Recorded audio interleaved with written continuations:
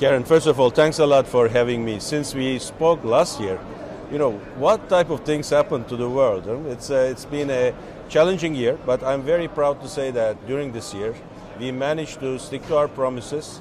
I think we protected the assets of our shareholders, we respected the obligations we have against our creditors, and despite all the things happening, our businesses continue to grow and make our customers satisfied and also gain market share. But I have to tell you one thing.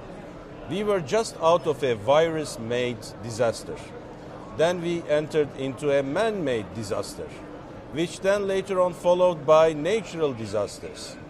When I'm coming to Barcelona this year, top of my mind is how do we ensure business continuity and service continuity at the times people need our services the most.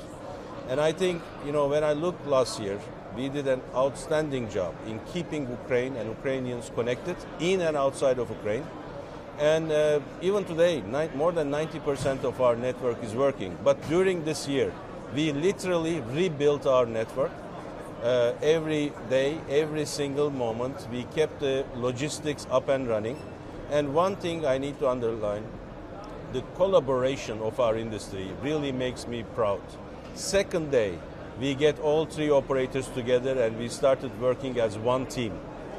Third day, GSMA picked up, every single European operator provided their support in terms of both equipment support but also release of roaming costs and levies.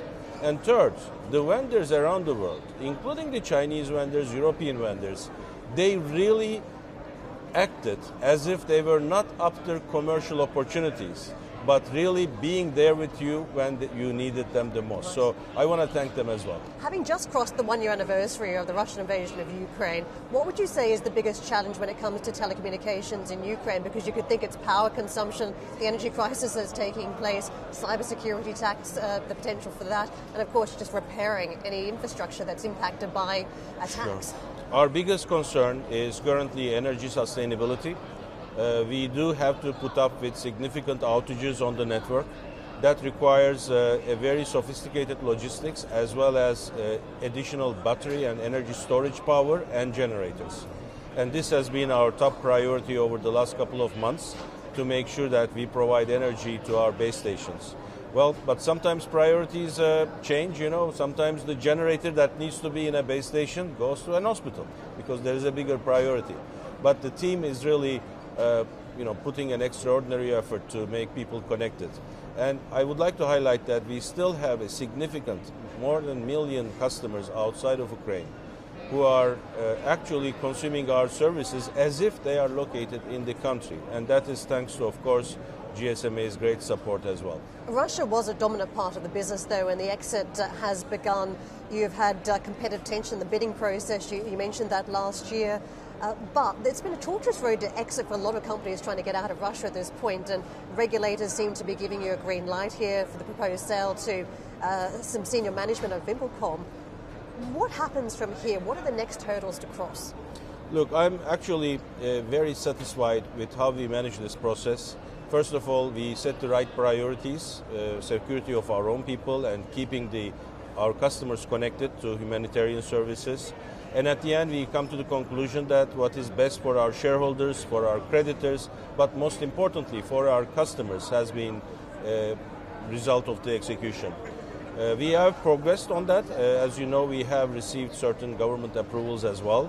I would like to make sure that, once we finalize the sales process, everything will be sustainable. The company will be able to sustain itself and continue serving what they do most, keeping people connected. We're talking here about 5G and the rollout across the world in terms of this new technology, new infrastructure. In the markets that you serve, it's still about 4G. Yes. When do you get to the 5G stage? Look, for me, I have always said this, 4G for all, not 5G for few. 5G is very important for certain B2B applications, but in the countries that we operate in, from Bangladesh to Pakistan to Uzbekistan to Kazakhstan, my primary responsibility is to bring 4G for everyone. And we are only 50% there, so we have a long responsibility to complete. 5G is a technology, of course, that we are not far away from. We are always testing the capabilities. When it comes to B2B applications, we are there supporting the mines or big factories, logistics centers. But from my perspective, 4G for all will still be the priority for this year.